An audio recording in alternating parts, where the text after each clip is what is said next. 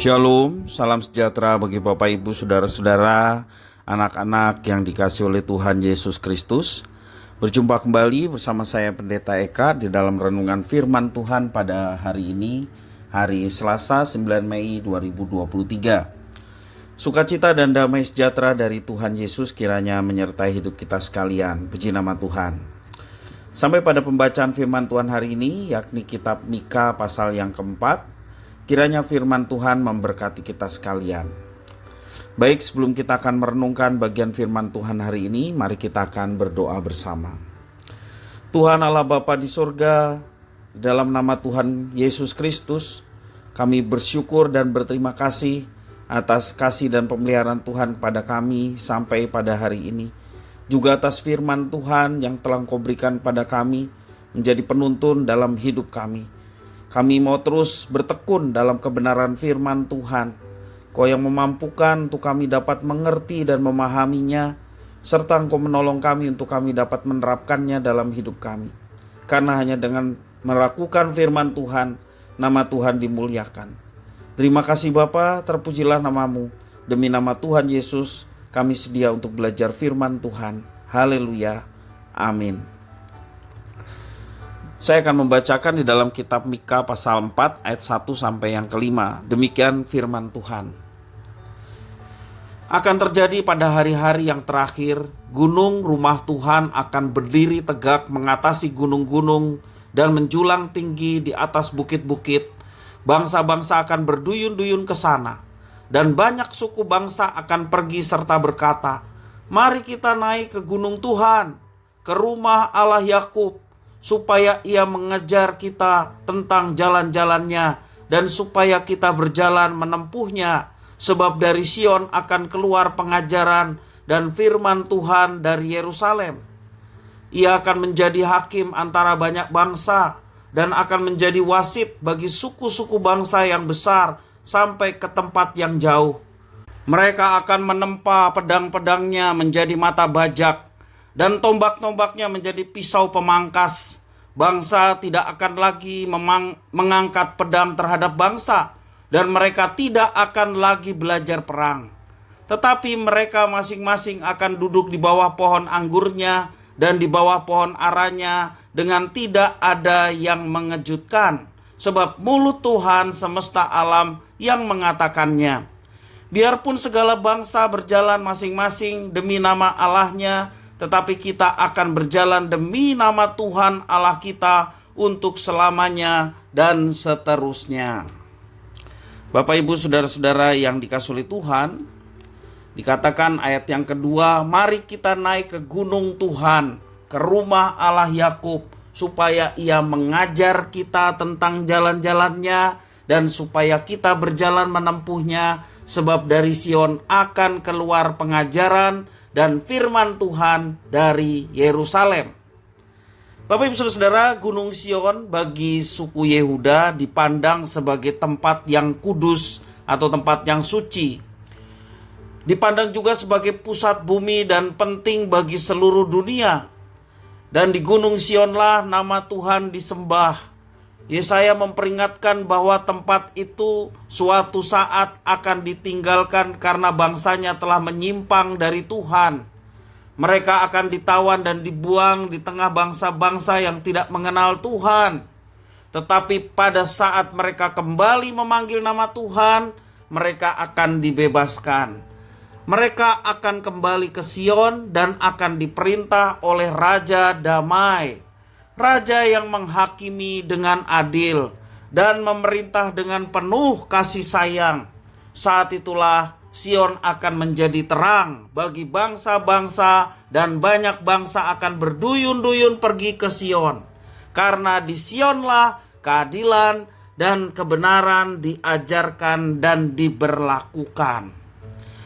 Sesungguhnya Kristuslah Raja Damai itu. Kristus telah datang ke dunia.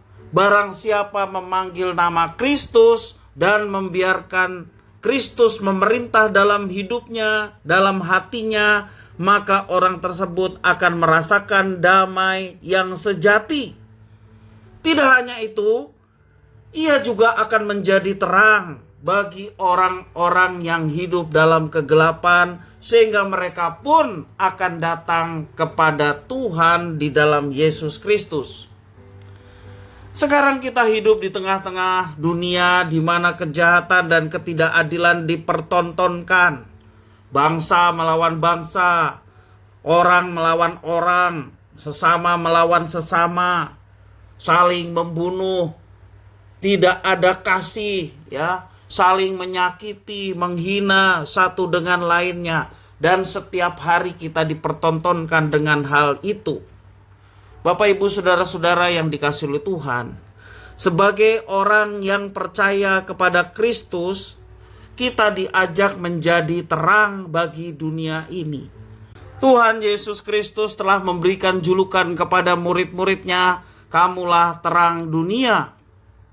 Sebab Raja Damai, terang itu telah bersemayam di dalam kehidupan kita, maka kewajiban orang yang sudah diterangi oleh Raja Damai itu boleh menyatakan terang itu dalam kehidupan di dunia ini.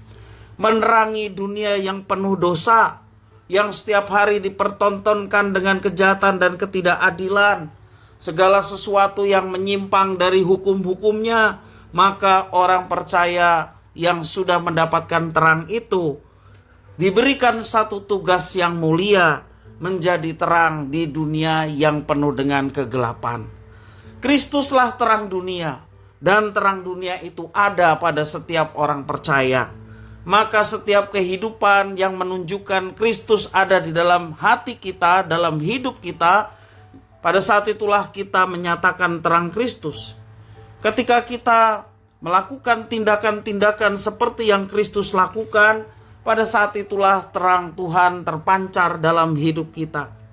Ketika kita boleh menjadi berkat bagi sesama, ketika kita juga boleh memberikan satu penjelasan mengenai jalan keselamatan yang disediakan Tuhan di dalam Kristus, maka pada saat itu juga kita sedang memancarkan terang. Bapak, Ibu, saudara-saudara, dimanapun kita berada, kita tidak lepas dari hakikat sebagai anak-anak terang. Kristus yang adalah terang di dalam diri kita, dimanapun kita berada, biarlah itu terpancar. Bukan saja di gereja pada saat kita ibadah dan bersekutu dengan saudara seiman yang lain. Lebih-lebih ketika kita berada di luar, di mana kita setiap hari berjumpa dengan orang-orang yang ada di sekitar kita, disitulah tetap terang Kristus terpancar. Kalau di gereja kita diberkati, maka keluar dari gereja kita menjadi berkat.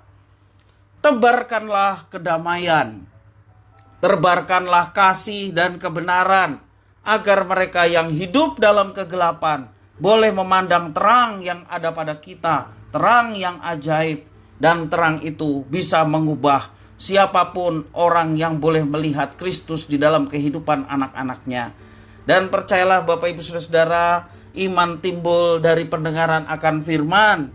Iman timbul dari kesaksian firman yang dimiliki oleh anak-anaknya. Maka setiap pelayanan anak-anaknya tidak akan menjadi sia-sia, tetapi pasti menjadi berkat bagi banyak orang. Karena itu Bapak, Ibu, saudara-saudara, ingatlah akan hakikat kita, yakni sebagai anak-anak terang. Terang Kristus ada dalam diri kita, pancarkanlah itu dalam kehidupan kita setiap hari. Berlakulah baik kepada setiap orang. Tolonglah mereka yang kesusahan. Kasihilah mereka semua sebagaimana Tuhan mengasihi setiap manusia. Dan kasih Tuhan itu terpancar dalam kehidupan anak-anaknya. Kiranya firman Tuhan memberkati kita sekalian. Mari kita berdoa. Tuhan Allah Bapa di surga, di dalam Yesus Kristus, kami mengucapkan syukur atas firman Tuhan. Mampukan kami untuk memancarkan terang Kristus dalam kehidupan kami setiap hari, sehingga kami berkenan. Karena tutur kata kami, tingkah laku kami berdasarkan terang yang ada di dalam diri kami, sehingga kami tidak melakukan tindakan yang justru melawan apa yang telah Tuhan tetapkan. Kami menjadi pelaku-pelaku firman dan menjadi berkat bagi sesama. Terima kasih Tuhan, inilah diri kami. Kami sedia untuk menjadi terang-Mu. Demi nama Tuhan Yesus Kristus kami berdoa. Haleluya. Amin.